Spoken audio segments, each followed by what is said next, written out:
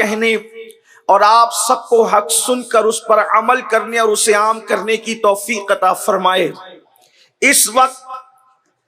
دنیا کے اندر مسلم امہ بہت حد تک دینی بیداری کی طرف بڑھ رہی ہے۔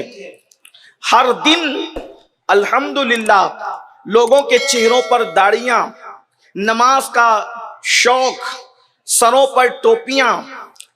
اور اسی طرح مذہبی بیداری کے حوالے سے رجحان دن بدن بڑھ رہا ہے۔ بالخصوص ملک ہندوستان کے اندر یہ چیز بہت خوش آئند ہے اور حوصلہ افزا بھی ہے، لیکن مسجدوں میں تعداد کے اضافے کے باوجود، چہروں پہ داڑیوں کے باوجود، سروں پہ ٹوپیوں کے باوجود ایک چیز ہے جو ہمارے مذہب کی تعلیمات کی روح ہے، ایک چیز ہے جو اللہ کے رسول صلی اللہ علیہ وآلہ وسلم نے جس کے حوالے سے محنت فرمائی تھی، اور وہ چیز دھیرے دھیرے ناپید ہوتی جا رہی ہے، کمیاب ہوتی جا رہی ہے، نایاب ہوتی جا رہی ہے۔ وہ کیا ہے؟ نمازوں کا شوق تو کچھ حد تک بڑھ رہا ہے، روزوں کا ذوق تو کچھ حد تک بڑھ رہا ہے، اسی طریقے سے عبادت کی طرف، تسبیح و تحلیل کی طرف لوگوں کا رجحان بڑھ رہا ہے، لیکن ایک چیز تھی، وہ یہ جس کے لیے اللہ کے رسول صلی اللہ علیہ وآلہ وسلم تشریف لائے تھے، اور میرے آقا صلی اللہ علیہ وآلہ وسلم نے لوگوں کو ایک دوسرے سے جوڑا تھا، لوگوں کے دلوں میں ایک دوسرے کی محبت پیدا کی تھی، لوگوں کے دلوں میں ایک دوسرے کے لیے پیار پیدا کیا تھا، اور اللہ کے حبیب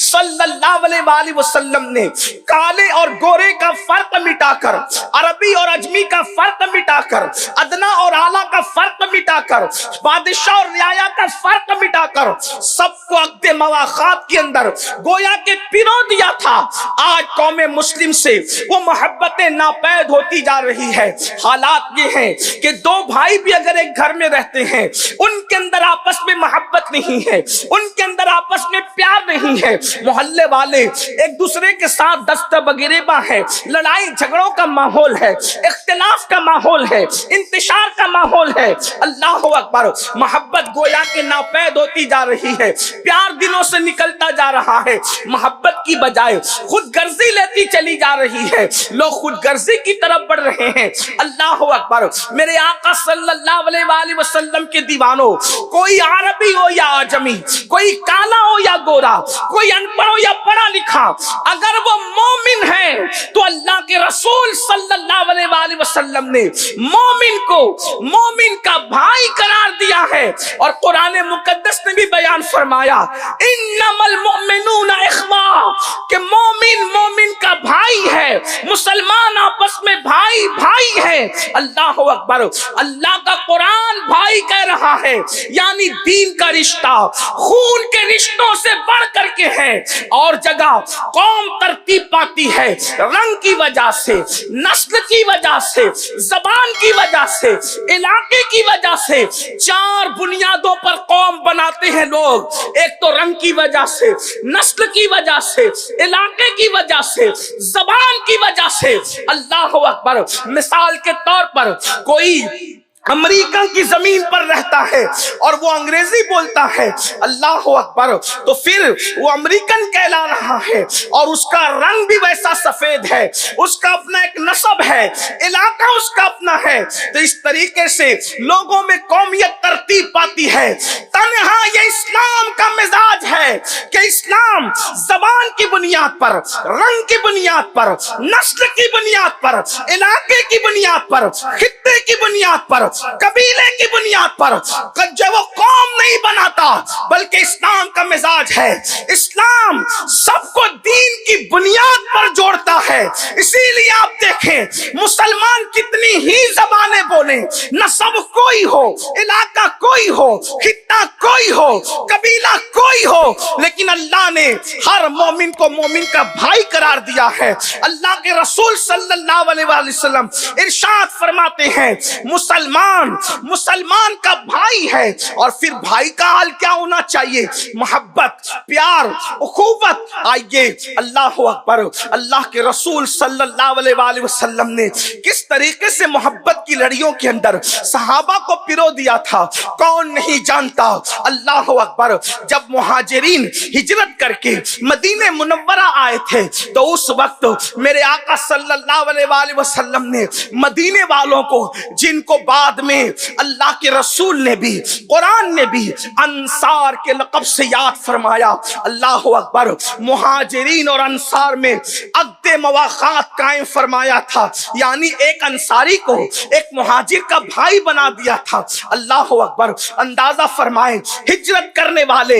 انصار کے پاس آتے ہیں اور اللہ کے رسول اللہ اکبر ان کو ایک دوسرے کا بھائی بنا دیتے ہیں، اور کیا محبت تھی۔ وہ لوگ جو صدیوں سے قبیلوں کی لڑائیاں لڑتے تھے، رنگ اور نسل کے نام پر، علاقے اور زمین کے نام پر، جائیداد کے نام پر، حتیٰ کہ گھوڑوں کے آگے پیچھے ہونے پر بھی ان کی لڑائیاں نسلن بعد نسلن چلا کرتی تھی۔ تیر جو ہے نشانے پر لگنے اور نہ لگنے کی بنیاد پر بھی ان کی لڑائیاں نسلن بعد نسلن چلا کرتی تھی۔ حضور اکرم صلی اللہ علیہ وآلہ وسلم نے ان کے دلوں میں محبت کے وہ جذبات پیدا کر دیے تھے، ان کے دلوں میں وہ پیار پیدا کر دیا تھا کہ اللہ اکبر، جب وہ عقد مواخات کی لڑی میں پروئے گئے تو حالات یہ تھے، اللہ کے رسول صلی اللہ علیہ وآلہ وسلم نے ارشاد فرمایا